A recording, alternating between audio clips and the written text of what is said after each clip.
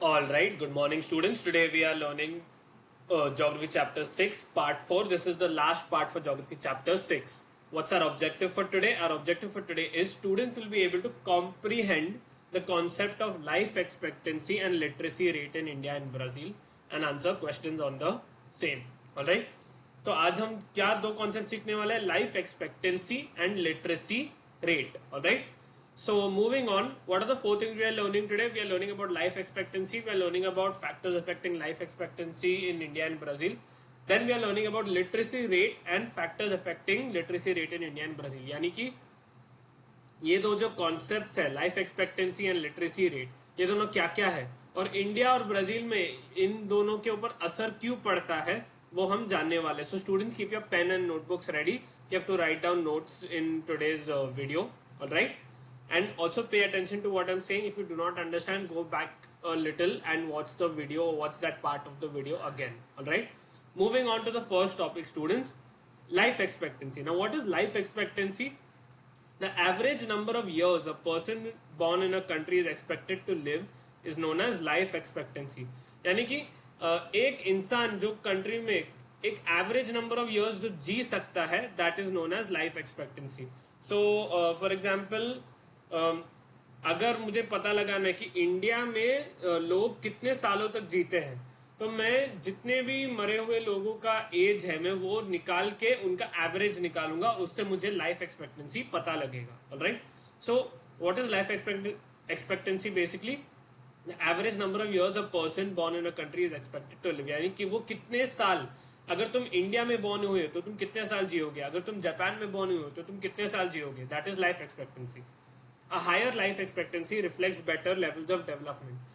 अभी किसी कंट्री का लाइफ एक्सपेक्टेंसी बहुत हाई है, यानी समझो कि उस कंट्री का लाइफ एक्सपेक्टेंसी 90 इयर्स है, तो इससे हमें क्या पता चलता है कि वहां के लोग एवरेज में 90 इयर्स के आसपास जीते हैं. उससे हमें क्या पता चलता है कि वहां के लोग ज्यादा डेवलप्ड है, ज्यादा खुश है. क्यों? क्योंकि वो लोग ज्यादा समय तक जीते हैं. Alright. You can see here in Indian states, Kerala has a life expectancy of 74, Delhi has 73, Himachal has 71. India का लेकिन फिर भी लो है. इंडिया के सारे स्टेट्स का एवरेज निकाले तो इंडिया का सिर्फ 67 या 68 इयर्स है. ऑलराइट. एंड दूसरे कंट्रीज के हिसाब से देखेंगे तो जापान का 86 है. ऑलराइट. स्विट्जरलैंड का 85 है, सिंगापुर का 85 है. ऑलराइट.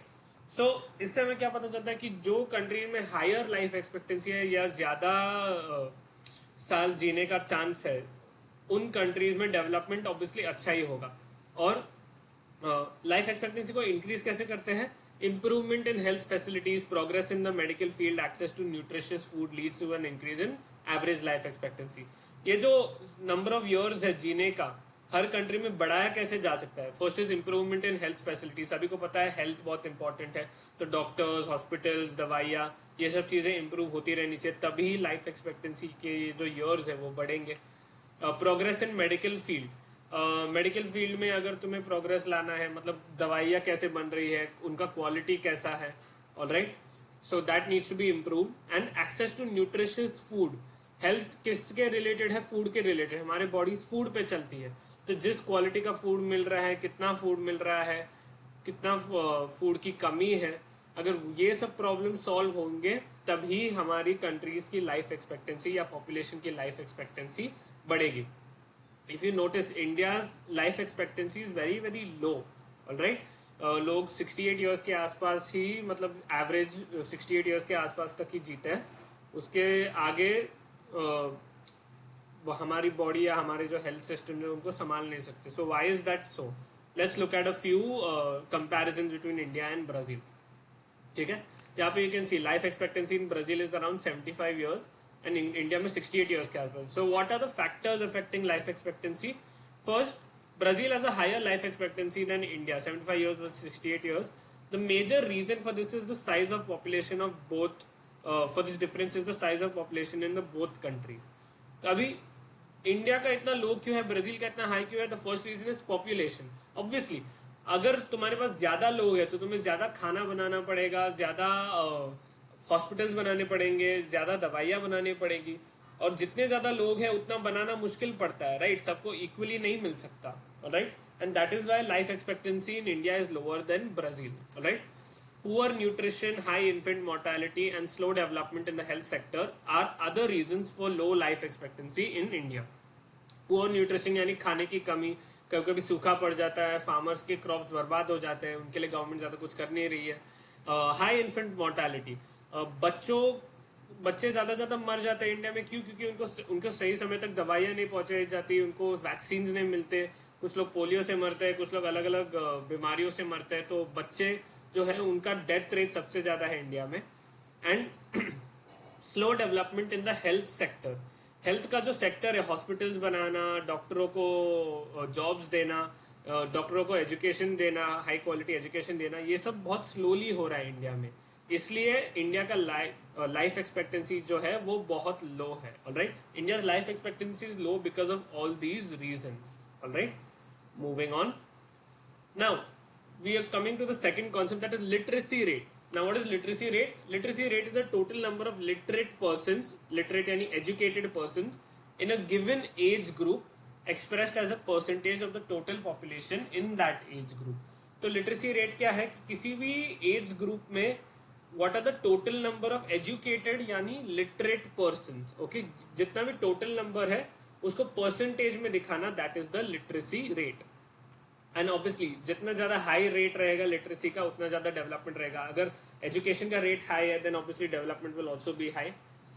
यहाँ पे तुम देख सकते हो कि 1951 से 2011 में इंडिया का लिटरेसी रेट कैसा रहा है. राइट, तुम देख सकते हो कि थोड़ा सा डिस्क्रिमिनेशन है. मेल्स का लिटरेसी रेट ज्यादा है, फीमेल्स का बहुत कम है, क्योंकि फीमेल्स को तब तक पढ़ाने के लिए अपॉर्चुनिटीज नहीं मिलते थे, चांसेस नहीं मिलते थे, उनके राइट्स बहुत कम थे. Alright, and that was a very bad thing, but it kept improving over time. Alright, females का literacy rate अभी बढ़ता जा रहा है. लेकिन जब तुम कंट्री का लिटरेसी रेट देखोगे वो अभी भी काफी लो है. इट इज अराउंड 74-70% के आसपास है, 70 से 75% के आसपास है. Now improvement in school facilities, policies for education, teacher and curriculum development leads to an increase in the average literacy rate. ये जो लिटरेसी रेट है यानी एजुकेशन का जो परसेंटेज है, जो रेट है, ये कैसे बढ़ेगा?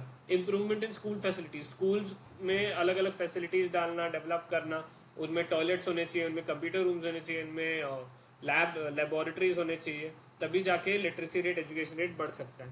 Policies for education, government level पे क्या क्या रूल्स, रेगुलेशन, स्कीम्स बनते हैं एजुकेशन के लिए, वो भी इंपॉर्टेंट है.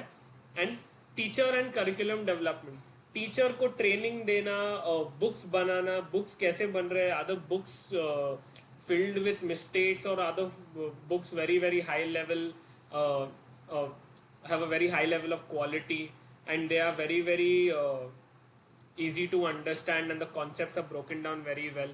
ये सब चीजें lead to an increase in the average literacy rate. इससे average literacy rate है जो इंडिया में बढ़ सकता है. Alright, now moving on, let's just look at what are the factors that are affecting the literacy rate in India and Brazil. Now we all know Brazil has a higher literacy rate than India, 75% versus 68%. Alright, लेकिन ये Brazil का फिर से देखो, तुम देख रहे हो कि उनका भी एजुकेशन भी हाई है, हेल्थ भी हाई है. तो ये सब क्यों हो रहा है? सिर्फ ब्राजील का इंडिया से ज्यादा हाई क्यों है? The major reason for this is the decreasing amount of investment in the education sector. यानी इंडियन गवर्नमेंट जो है कितने पैसे डालते हैं एजुकेशन सेक्टर में, that is one of the major reason. और अभी फिलहाल वो पैसे क्या है, वो कम हो रहा है, it's decreasing. Alright, for example India uses majority of its GDP, gross domestic product, यानी जितना उनका टोटल पैसा है वो कहाँ पे जाता है? डिफेंस में जाता है. Alright, it goes to the military, it goes to the development of missiles and soldiers and army and navy and air force. Alright, लेकिन कम से कम पैसा एजुकेशन में जाता है. You can see it in this graph over here. Alright, 2014 से लेकर 2019-20 के आसपास तक you can see that the graph is decreasing. कि गवर्नमेंट ने पहले 4% ऑफ द जीडीपी किया था. तो समझो, अगर this is just an example, don't take it seriously, but if the government had 10 rupees in total, तो उन्होंने सिर्फ 4 रुपए एजुकेशन के लिए दी. उन्होंने सिर्फ नहीं, 4 रुपए नहीं, उन्होंने सिर्फ 0.4 पैसे एजुकेशन के लिए दिए, क्योंकि 4% 0.4 पैसे है, 40% 4 रुपए होंगे. तो 0.4% एजुकेशन में, 4 पैसे एजुकेशन में दिए.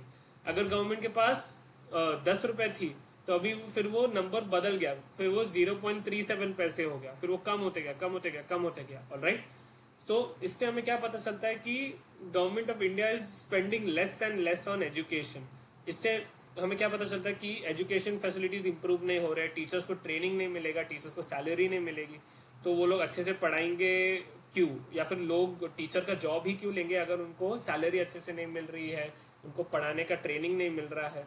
Right, so the quality of education is just decreasing in India and that is why literacy rate in India is decreasing. Okay, inequality in the education of genders, we just saw अभी के अभी कि gender के बीच में inequality है education में, कि females का बहुत कम एजुकेशन दिया जाता है, मेल्स को ज्यादा दिया जाता है।